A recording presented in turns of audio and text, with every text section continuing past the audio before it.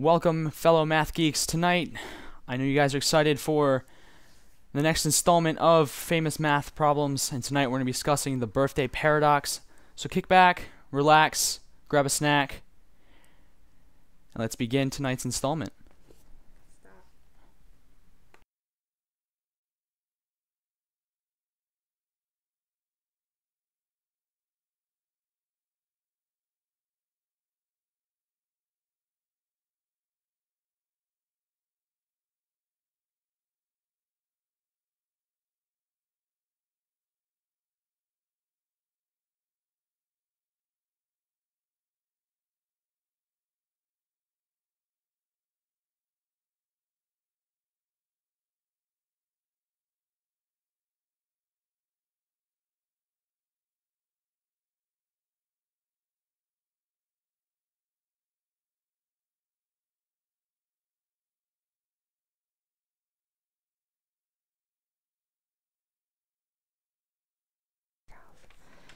In 1654, another gambler named Chevalier de Marie invented a system for gambling that he was convinced would make money.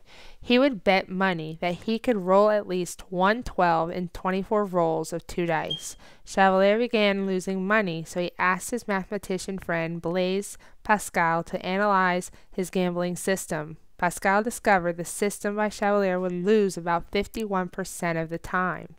Pascal became so interested in probability that he began studying more problems in this field. He discussed them with another famous mathematician, Pierre de Fermat, and together they laid the foundation of probability theory. It could be said Cardano had not received the recognition he perhaps deserved, because he touched on many rules and problems that were later to become classics. In spite of his several contributions to the field, in none of the problems did Cardano reach the level of mathematical sophistication and maturity that was later evidenced by his successors. Many of Cardano's investigations were either too basic or just full of errors, whereas Pascal's and Fermat's work were complete. In 1939, a mathematician named Richard von Mises proposed what we call today the birthday problem. He asked the question, how many people must be in a room before the probability that two share a birthday is at least 50%? He only considered the month and day and not the year of the person's birth. This question was only interested in whether or not there is a match.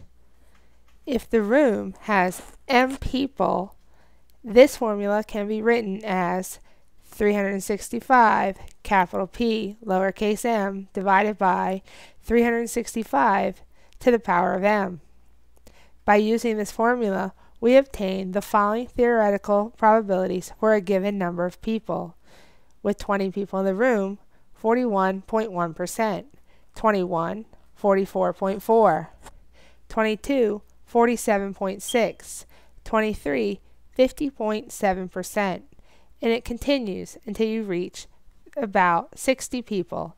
With 60 people in the room, the probability became 99.4%, and at 100, 99.9997.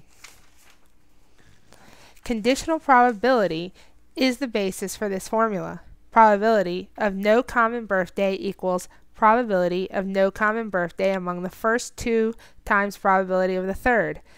Doesn't share a birthday given the first two do not share a birthday. This equals to 364 divided by 365 times 363 divided by 365. If you continue with this type of reasoning for m people, the probability that there is not a common birthday is 364 divided by 365 times 363 divided by 365 times 362 divided by 365, and so on. This problem is sometimes referred to as a paradox because our brains cannot handle the compounding powers of exponents. We expect probabilities to be linear and only consider the scenarios we're involved in. Both are faulty assumptions, by the way. Exponents aren't intuitive. We've taught ourselves mathematics and statistics, but let's not kid ourselves. It's not natural. Humans are, well, a tad bit selfish.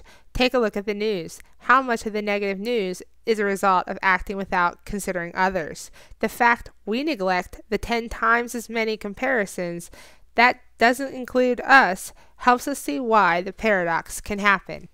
The probability theory is applied in everyday life, in risk assessment, and in trade on financial markets. Governments apply probabilistic methods in environmental regulation. We use probability every day with weather patterns. Probability makes up a lot of our everyday life, even when we aren't thinking about it. So now that you've learned about the birthday paradox, let's see. How many kids are in your class? Can you decide if someone in your class has a birthday the same as yours? Ponder it.